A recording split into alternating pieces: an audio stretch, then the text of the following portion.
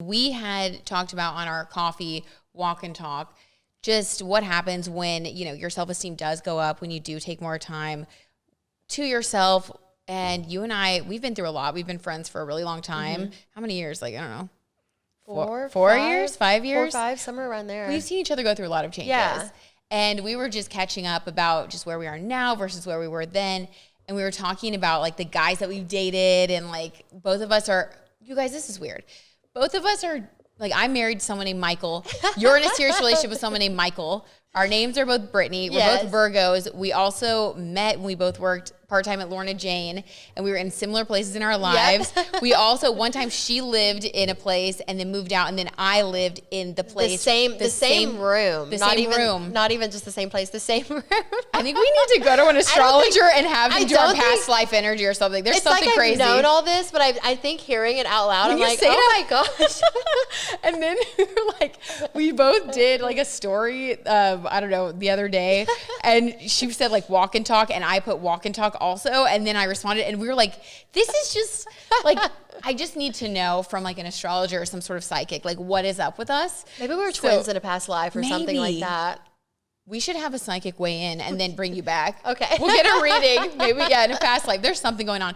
But like, we were having such a good talk about that, and I want to share it with anybody who's listening, because sometimes like when you're in a different place in your life, you feel like things are never going to change or things aren't going to get better, and things do change, things do get better. And we were reflecting on that. So Britt, what have you seen, that's changed the most in your life? And especially when it comes to like dating someone and finding the right guy, because I think that can be a place that really gets confusing and can mess with your self-esteem and your mindset. Right. And I think ultimately all that stems from knowing my value, knowing my worth, and having the confidence whenever we see those red flags to just say no. And I think as women, sometimes especially, unfortunately, we have that, just that habit of, well, I don't want to be mean. I don't want to be cruel. Like, let me give them another chance. Let me give them another chance. And then it happens again, and it happens again. And what you don't realize you're doing is you're allowing these other people to learn how it's okay to treat you. 100%. And when I met Michael, the year leading up to it, I got very, very strict on basically no BS. You didn't text me the day. I wasn't taking an excuse. It was, nope. Because you knew, like, and I think we kind of have to go through it enough times to, unfortunately, and if you're watching this or listening to this right now and you're like in a situation where you're kind of unsure about a guy, or you're just not feeling great when you're around him, or you don't know his intentions, or like you're questioning what's going to come next, I would ask yourself, like, do you really feel like this is the relationship for you? Like, it's not about what they think. I think that's the shift. And I'm not saying like to be angry or whatever, like people are in different places. But like if you know that you're in a good mindset, that you take care of yourself, your self-esteem is something that you're pouring into, and you're a wonderful person, and obviously you deserve love and commitment from somebody. If you really feel like somebody's kind of in and out of your life, I think that was the big like relationship glow up for both of us, was just realizing if you're in and out, if it's a maybe, then it's a no, because like life does not need to revolve around someone else dictating your worth or your mindset. And we do devalue ourselves. Like the message that we give to ourselves whenever we let somebody, treat us poorly or ghost us for a week and then go out again on a date with them. It's like you're telling yourself like that's okay also. So your self-esteem goes down. And I think you end up getting stuck in a cycle of just feeling kind of low. Yeah, absolutely. And I think you have to ask yourself, like, how do I want to be treated? And journal it, write it down. Yeah. Be really, really honest with yourself, because I don't think there's anybody out there that would write down, oh, I don't want to get good morning texts every single day. Oh, I want him to go 3 days without talking to me and then hit me up at 2 a.m. Like, nobody wants that. Ew, no. No, so nobody wants that. Flashbacks. So Trigger warning, everybody. So write down those expectations and be really, really honest with yourself about what you want your future husband, your future wife, whoever that may be, to look like, what you want them to do, what you want that to look like, and don't settle for anything less. Mm-hmm. Because as soon as you get that person that kind of seems a little bit flaky and you allow that to happen, you're letting them know that it's okay for you to treat me this way, even if it's not.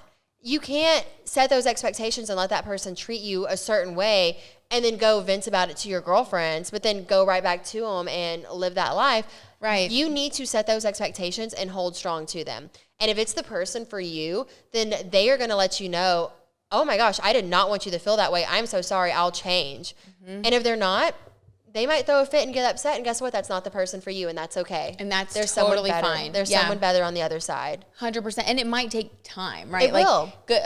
I think that's the theme of this episode. It's like good things that are real in your life. They take time. It takes effort. It takes energy, but it's really worth it. And it's so worth it. I moved to Austin, moved back. I did all this stuff, and not to throw anybody under the bus because I'm not here for that. But I just will say, I think that I could have avoided some of those lessons had I, and I learned the lessons. I learned about my self-worth. I learned about what I will and will not accept, what feels right for me and what doesn't.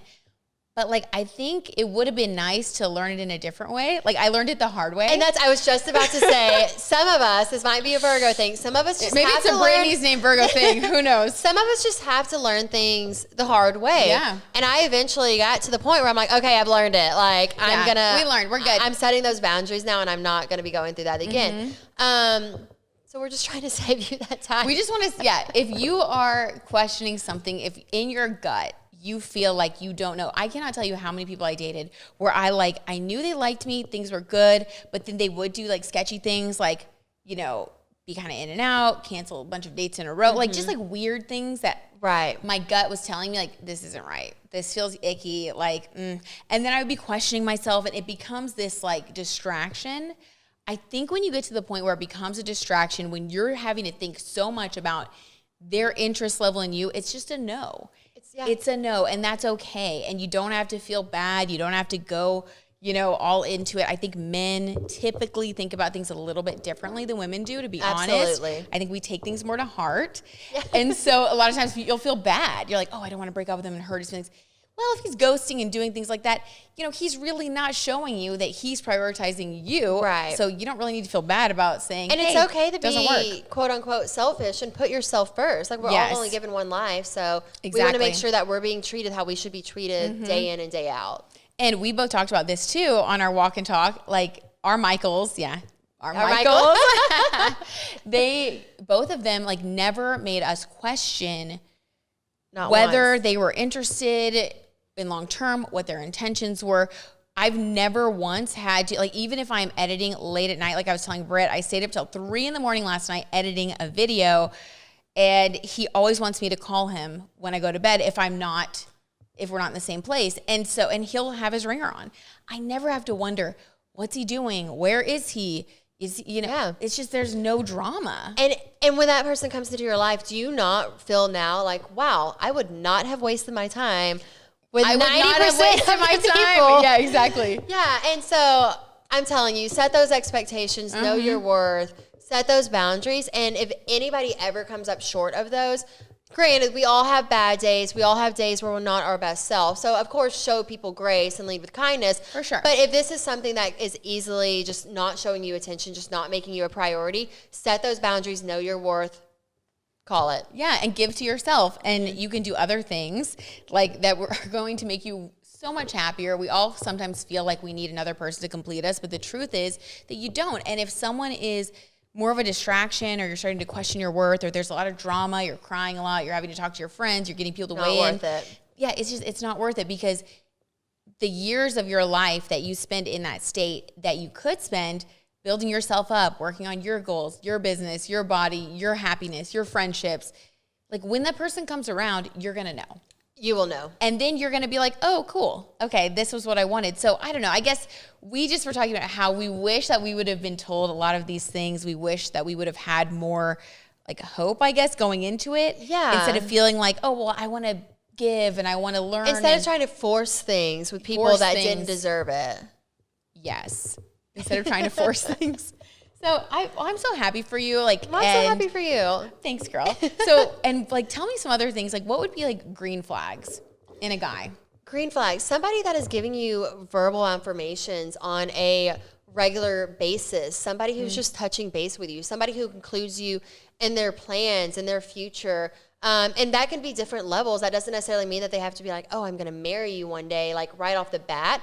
But that could be a plan of like, oh, I've got a trip coming up in a couple weeks. Like, what are you doing? And just someone that makes you feel included, makes you feel valued, and that takes your feelings I love that. and takes your feelings into account. And just somebody who just makes you feel like a priority at the end of the day. You should never be going to bed and wondering, do they like me? Do they not? The right person, the right man will let you know. Totally. And I feel like putting the brakes on yourself is where we do have control.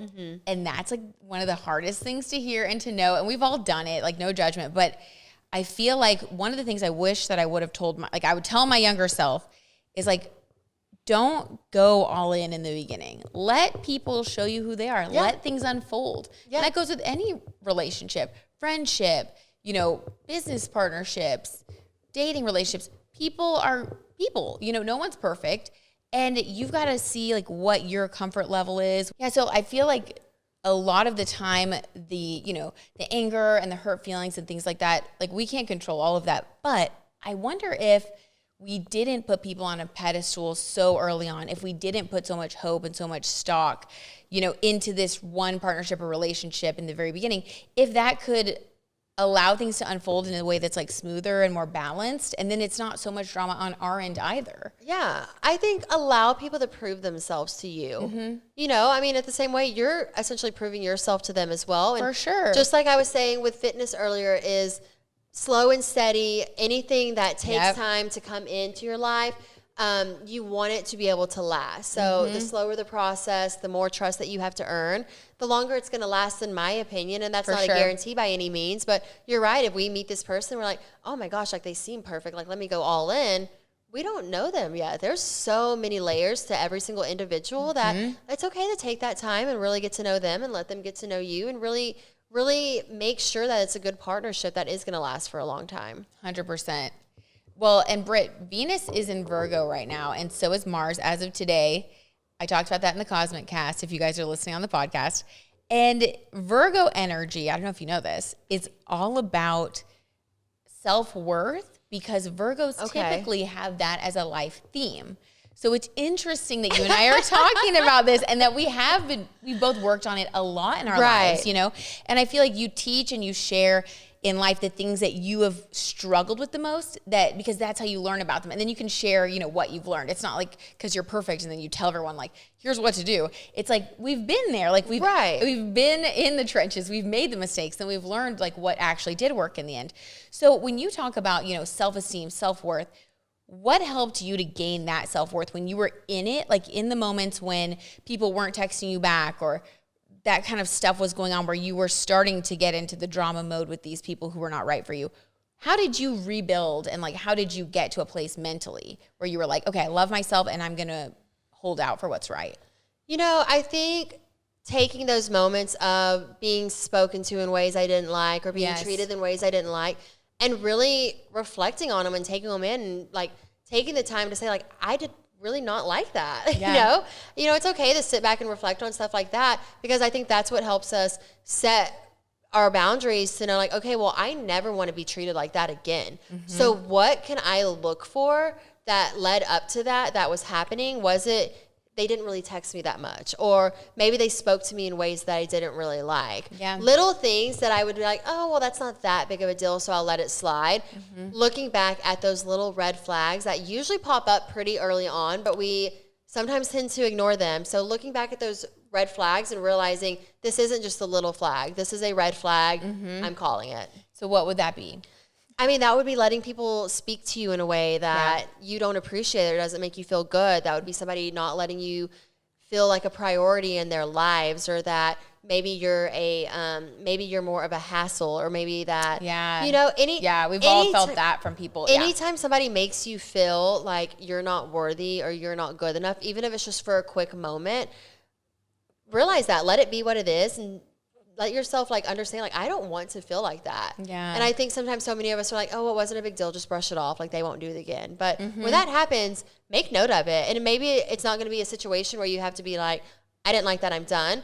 But also communicate it. Let people know like, wow, I really didn't like how you spoke to me just now. That didn't make me feel good at all. Because I think when you do communicate it, not only do you like validate your own feelings instead of trying to push them under the rug, which makes you feel devalued, But you also give the other person an opportunity to become aware. Yes. Because we all have things that we need to work on. And I think if someone becomes aware of it and really does make the change, right? Because like that's part of life, like especially when you're in a relationship or you're married. I mean, there are so many things I've learned just about like communicating better and all those things. So like if you communicate that to somebody and they show you that, okay, they hear you, they can see it from your perspective and they make those changes. Yes. I think that that is a good sign. I think that when people don't, or if they like gaslight you or they say like, oh, well, get over it or whatever, Yes. right?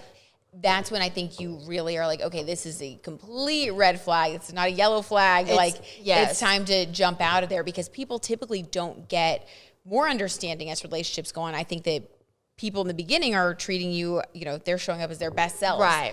And if their best self is to not take your feelings seriously, trust me, you guys, no matter who it is or how much you think that you want to be with them, it's only going to make it worse. It will. It's going to ruin your life. And I'm so glad that you brought that up because that's so true. But I'm glad that you brought that up because whenever somebody makes us feel a certain way that isn't very good or how we want to feel and we bring it up, you know, people are going to usually react one or two ways. They're going to be completely understanding and apologetic and just have no idea that they made you feel that way. And we are all from different pasts and have different humor. So maybe they really were coming from a good-hearted, fun place, and they just weren't aware that it struck you that way. Or on the flip end, maybe they could get a little bit more defensive and just like she said, gaslight you and, oh, well, you're sensitive, you're insecure. So take the time to speak up on it because how they react to it and respond to it is going to show you a lot about what you mean to them and how they're going to be problem solvers and communicators moving forward. Totally. I think it's all like a work in progress and standing up for yourself first and foremost and communicating who you really are is number one. And yeah, and I feel like so many people, like we've talked about this, like so many of our friends, you know, will come to us and ask us questions now. And because, you know, we're in relationships, I'm sure you guys in relationships have experienced that too. And like, I think that you and I both just kind of have the same advice, which is just like love yourself. And that's really it. And you can't make another person your everything. And that's a hard one lesson. It is, yeah. I mean, we both, because we want that. I mean, tried to set up lives with people that it hasn't worked out, and you know, and again, I mean, I think it's with anything like we're so as women just want to pour our hearts into everything 100%. And go full on. And you know, with relationships, it's like, yeah, we want to do that, but it's okay if it's a little bit of a slow process, and let that person prove to you that they're deserving of your heart and to pour into them. And it's totally worth the wait. Like, once you do meet that person, like I got engaged at 33, which is way later than I thought I would. But like once you do meet that person and you have that relationship, like this sounds so funny to say, but I'm just going to tell you guys anyway. I feel like I'm having like a second childhood. Oh my God. Isn't that weird? I know. Because I feel so like lighthearted and like I feel very loved. That's so great. That's how it should be, Britt. Like I have a lot of joy in my life now. It's going to be great. Oh my God. Of course, I couldn't get through an episode with you without crying, Britt. But like it's true. And so like when I think about the ways that I thought I was experiencing love and happiness before, and if anybody, you know, out there is questioning or not really sure or just went through a breakup, just know that like it does take time and we don't know how long it's going to take. But I really do believe that there's someone for everyone. And the more that you love yourself and you just bravely go on your journey, like the more you allow the universe to bring you the person and the people who are going to give you that love, that affirmation that you need to really be happy and show up as your full self in the world. Right. You don't want to be around people that make you feel small. You have to be around people that make you feel like you're worthy and that allow your light to shine. And we've both experienced that with friendships as well. And as we get older, I think we just, you know, you start to you see the patterns and you're like learning the lessons. Absolutely. I mean, you know, life lessons are there for a reason. So definitely reflect on what has happened to you, what you've gone through, and set those boundaries, set those expectations for what you want in the future moving forward. And don't give up on yourself. Don't take anything less. It's just my advice is just know your expectation, know your worth, and set that bar and don't take anything that's beneath it. And join Build by Brit so we can be workout buddies, okay? Yes.